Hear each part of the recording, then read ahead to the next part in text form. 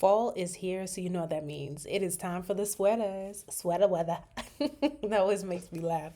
But I'm not just on here to tell you there's time for sweater weather. I just finished an amazing meeting and I just wanted to hop on here and do a video and talk about the importance of strategic partnerships and ensuring that you have your network filled with individuals who are like minded and who possess an intersection with what it is that you do as a service provider. So if that's of interest to you, then definitely like this video.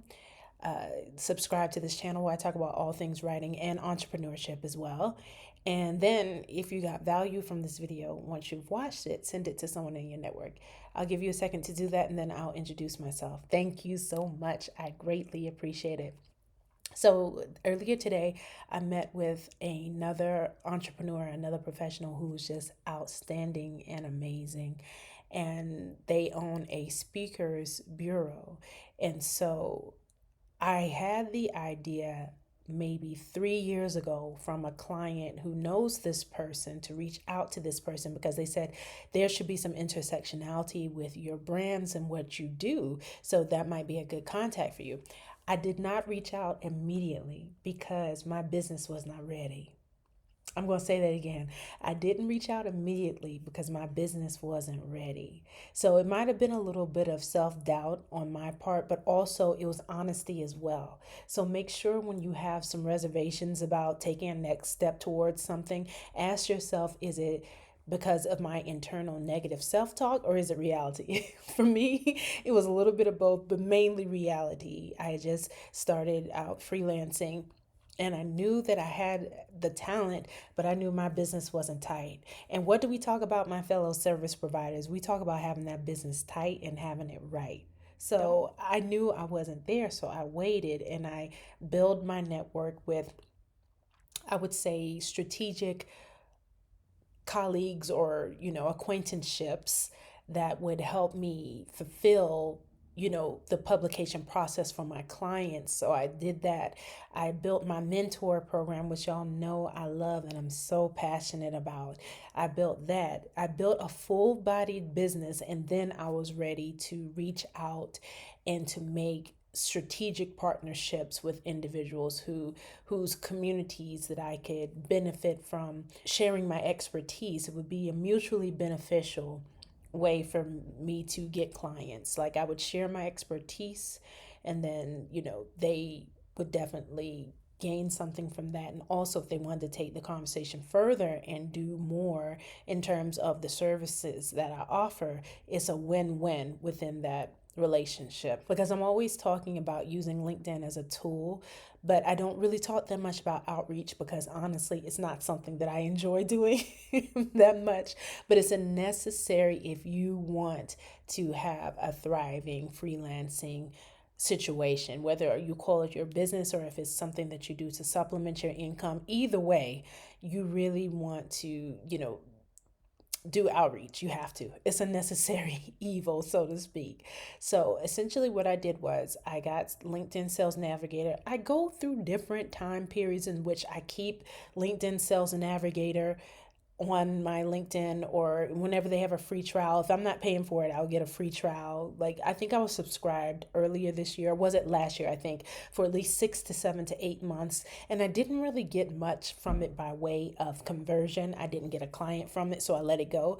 But this time I was a lot more intentional, not a little. I was a lot more intentional. If you aren't familiar with what it is, LinkedIn Sales Navigator is just kind of what it says. It enables you to use LinkedIn as a marketing tool. It asks you, how do you want to use LinkedIn Sales Navigator? Because it's essentially its outreach tool. It gives you a suggestion of how you'd like to use LinkedIn Sales Navigator. If you want to find new leads, you want to grow your following, whatever your desire is, you choose that, and then it aligns you with that facet of the actual software that's best aligned with your goals. So now that I got that out the way, I'll continue with what I was saying. So what it does, since I'm looking for, new clients and to network with individuals who have established communities that I can assist, I just put that into LinkedIn Sales Navigator. And so it gave me a bunch of different people that they suggested that I reach out to. So this particular person that I had the meeting with today, again, someone in my network, an old client, told me about him years ago, and I waited. But I was like, now I'm going to be intentional and I'm going to reach out. So I used the client's name. I said, hey, we have a mutual colleague, and I inserted their name, and I said, they told me years ago to reach out to you, but I'm just getting around to it because I was building my brand. So that's step number one.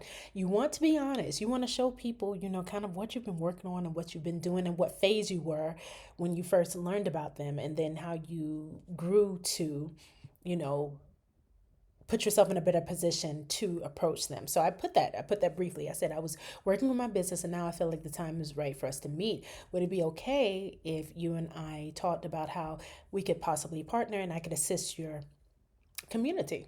And so the person was like, oh yeah, that would be great. Oh, thank you so much. And another thing that I did, I mentioned how I'd been admiring their personal brand from afar, which is true because when I found out about them, I followed them on LinkedIn. Even though I wasn't ready to reach out, I followed them on LinkedIn, and they just dropped a recent podcast. They're doing all sorts of amazing things with their speakers bureau, and I mentioned that in the message. So you always, when you're doing a message outreach, you want to mention something that you've noticed about the person's brand that you genuinely now admire. Don't try to make it forced or contrived because people can tell that. So anyway, I told this person how I liked what they've been doing and I've been admiring their brand, and I would love to talk to see if there's some intersectionality with the service that I offer, and maybe there's someone that I could help in the network. And so they said, yeah, that would be great. So they set up a time. They sent me their link, and I booked their link through their link, pardon me, and I booked a time. And so we, of course, met today. At the end of the day, it was very beneficial for me to use the LinkedIn Sales Navigator strategically. And I reached out to some other people, but you're going to reach out to hundreds of people, it seems like, and you're going to get one or two yeses. But that's literally how it works. And the more and more you get comfortable with doing that, the more and more you exercise that muscle, the better you become at it and the more accomplished you will feel because of that. So the meeting went well, and so we scheduled another time to chat, and we're going to, potentially see how we can help each other out with regards to the services that we offer. So my fellow service providers, in particular my writers, I want you to really, really understand that we have got to go get it. Y'all, I've been looking at the news recently. I feel so terrible for the people who are involved in the government shutdown, who aren't able to work. But this is why we work so hard to have another stream of income going. Gone are the days in which one stream of income will satisfy everything that you're required to take care of. It's gone. It's not happening anymore. So it's super important that we push our fears aside and any hesitancy that we have and go create a future that we deserve and we desire because we have created our own opportunities. I'm always constantly talking about that, creating your own opportunities, create your own opportunities. And the way that you have to do that is to get out of your way and meet people. And I'm speaking to myself, I'm not preaching because I had to tell myself the same thing. We got to get out of our own way, and meet individuals who we can help serve. Because that's what helped me really get out of my own head about it, is that I have a huge skill and I'm doing a disservice by not going out and finding the people who I can help. And it's so amazing that there was alignment, of course, with the person that I met today, because he basically told me, he was like, oh, I see you're two different markets. So not everyone in my group is going to be of that market that you're, looking for when it comes to writing your books, but they could benefit from other content strategy that you offer. So I appreciate that he was able to see the distinct differences in what I offer and how I could help individuals within his network, his community, and also people that he knows, professionals. So alignment is the second thing that you want to make sure that you have when you're reaching out to these people. Because sometimes when I've done outreach on LinkedIn Sales Navigator before, I was reaching out to people that I know we wouldn't work well together. And I had someone assisting me with this outreach, and they were such an amazing professional, but they didn't quite grasp who I wanted to work with. I want to work with a certain sort of person, a select sort of person that knows the value and who wants the value of having a book added to their legacy. That's why when I'm on LinkedIn, I say, "What's up, legacy builders?" And I say all this because writing your book is your legacy. And I don't do family books, I don't do memoirs unless it's a hybrid, a memoir with some thought leadership, but I don't do straight memoirs at this point in time. That may change, but you've got to make sure. I found it beneficial to make sure that when reaching out to someone, there is going to be that optimal alignment. You can tell by looking at their posts. You can just tell by the way they communicate already if there's going to be some alignment. Thirdly, the next thing I would say is realize that though this is a business call, it doesn't have to go directly to the business. Converse for a little bit. Ask the person, how their day was, how their week has been. Don't just dive directly into the business, because number one, if you dive directly into the business, it kind of makes it a little bit just tight, you know what I mean? And so it doesn't leave any sort of room to explore personalities outside of what it is that we do.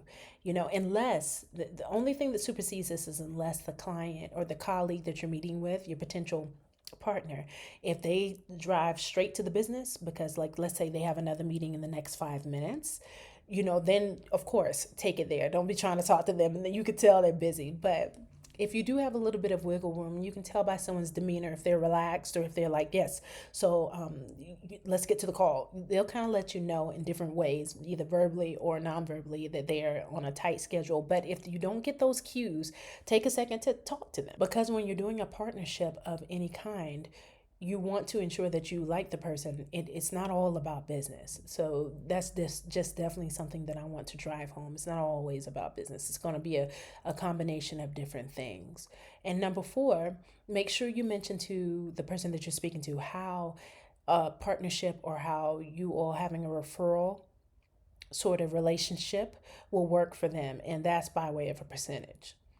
Because of the way that things are going in the market recently, I don't play around with percentages. I'm not going to give someone, oh, if you refer someone to me, you're going to get 5%. No, we're not there anymore. We're not there anymore. I never was there. If someone thinks so highly of me and my ability to recommend someone in their network, I'm going to give them a good percentage.